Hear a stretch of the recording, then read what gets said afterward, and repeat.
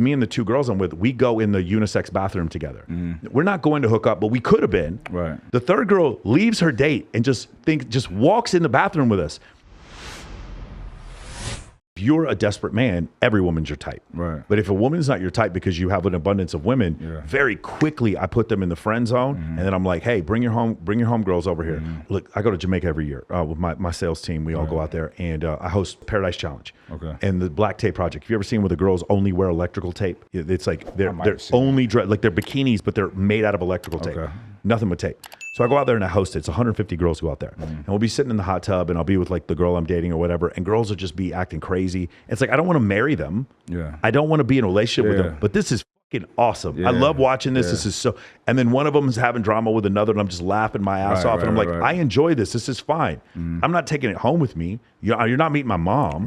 But it's fun to see sometimes. It's just a good time. And I think a lot of guys can't understand that. They don't deal with that. They're like, every minute they're with a girl who they're not fucking is like a waste of their life. And I'm like, I don't see it that at all. I built a business. It's not just companionship. I built a business because beautiful women are in my life and other dudes want this too. And it's just, to me, it's just so crazy, the adversarial relationship that they choose to have when they don't have to do that. And my clients see that and they're like, wow, this really works. This is so much of an easier way to live life. Right. I was one of the captains on my football team and I was captain of a wrestling team. And I was in the military for a while. And now it's funny because when I host bikini competitions, I make everybody put their hand in the middle and I start cussing like Ray Lewis. Hell yeah.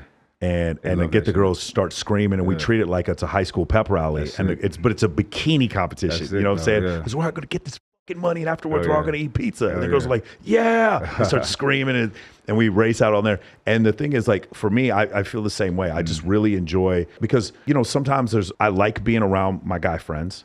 Play basketball, Call of Duty, make money together, whatever. When I hang around with girls, it's also really fun. I love walking into the Maxim party with like 20 girls. I love when I go on the red carpet and there's all these girls with me and my friends and all the photographers stop us, want to take photos. I just like that feeling, you know, and it's done nothing but benefit me. And whereas I see other guys, they see women as this very adversarial, like you said before. One of my favorite aspects of the man-woman dynamic is just me being on a date with two women. Going out to dinner and I have 2 dates. You know what I'm saying? I sat with like one of my good friends and his wife, and I remember his wife, they were in town from Idaho, and the next day we went to brunch and she was saying, this is Chris Gethin and Sunshine. Peace, much love to y'all. That's my fam.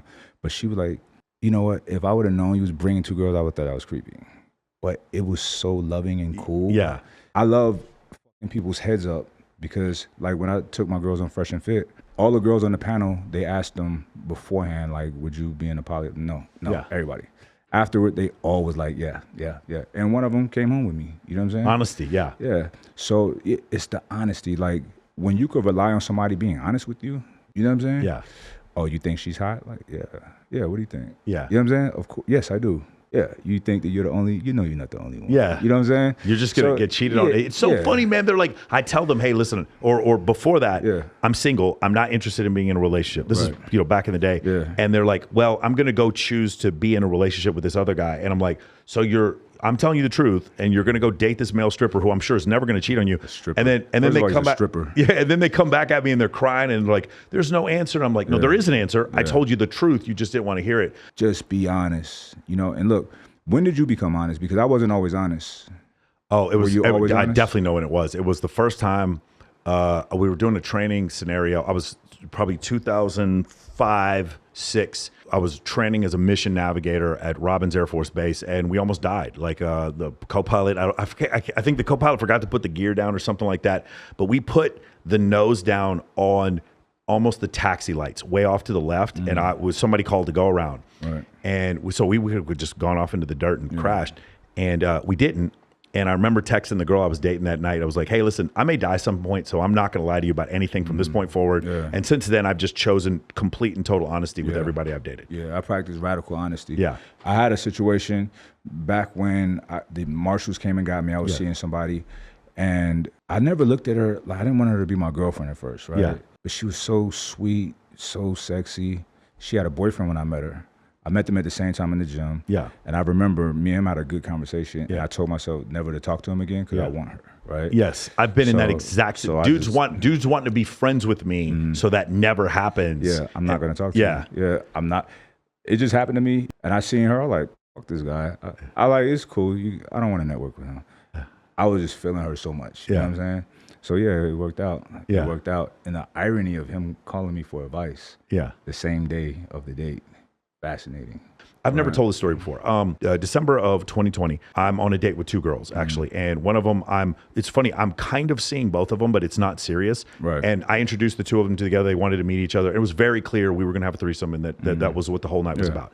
And so they're both pretty big influencers.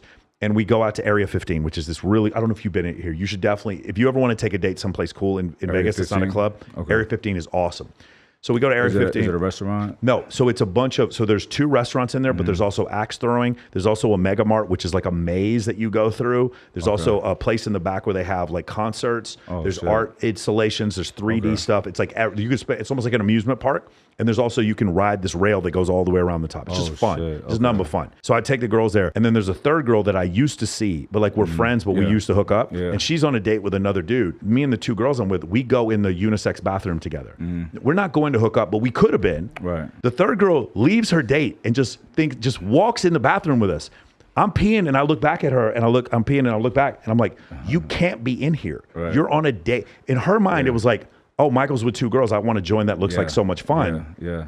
Again, guys are not grasping what I'm saying. They see me with two girls. They're like, he's with two pretty girls. This is where the value is. I want to hang out here. And I look at her and I'm like, I don't need your date coming to my fucking apartment later. Because he's like, why are you going in there? Let me add on to that. Yeah. Because people don't know what it's like. Yeah. When I'm activated in my polygynous splendor. Yeah.